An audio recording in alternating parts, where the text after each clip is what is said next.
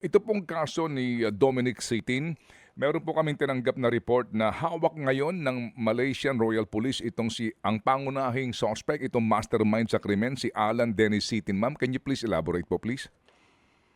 Tama po sir, nung maka-receive po ang Police Regional Office 3 ng information na itong sa Ginoong si Tin ay nagtatago po diyan sa Malaysia at using a different name. Dahil kung matatandaan mo sir, Ted, nung nakakaang 2024 ay nagpetition po ang mga abogado po ng biktima para kansilahin po ang kanyang pasaporte at nangyari nga po yun. Kaya po nung makareceive po tayo ng information, ay kaagad po tayong nagko-coordinate po sa Office of the Police Attaché para tulungan po tayong tuntunin ang posible niyang kinakoroonan at nakareceive po tayo ng information na itong si Ginoong Sitin ay ibang pangalan at pumupunta doon sa mga basketball games. Kaya nung naka-receive tayo ng information na siya ay pupunta doon sa isang games po na yon ay ginamit po natin yung mga informante po natin at natuntun nga at yung mismong mga Royal Malaysian Police ang nakadampot po sa kanya at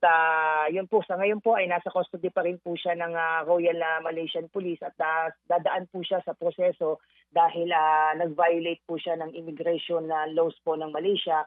On the part of the Philippine authorities, Sir Ted, ay nakipag-ugnayan na po tayo sa ating embahada sa Malaysia at nakapag-issue na rin po sila ng travel documents at yun na lamang po ang iniintay natin na maisumite po sa Deputy Prosecutor at magdidesisyon po ang Deputy Prosecutor na i-deport po siya at ma-repatriate po para harapin po yung mga kasong kinakaharap niya dito sa ating bansa. Opo, to recall ma'am, ito pong si Dennis Sitin, kinasuhan siya ng murder tapos nagkaroon ho ba ng arraignment nandito bago siya pumuslit?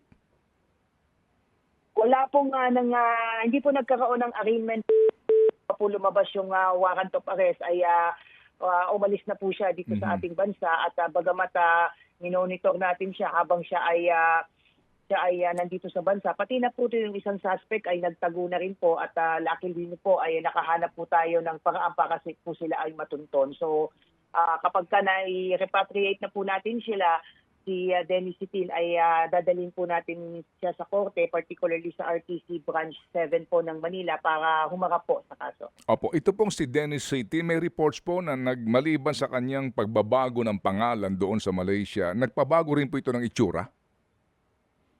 Iba na po yung itsura niya, Sir Ted, doon sa pinakita po sa ating pinadala na video po ng ating police attaché nung siya po ay madampot po. Medyo tumanda na rin po at wala naman po masyadong napalitan po sa kanyang mukha. Although tumanda, humaba po yung buhok at maliban po doon, wala po tayong nakikitang masyadong pagbabago po sa kanyang mukha. Compare po dito sa isa pong suspect na obvious po yung pagbabago ng kanyang mukha.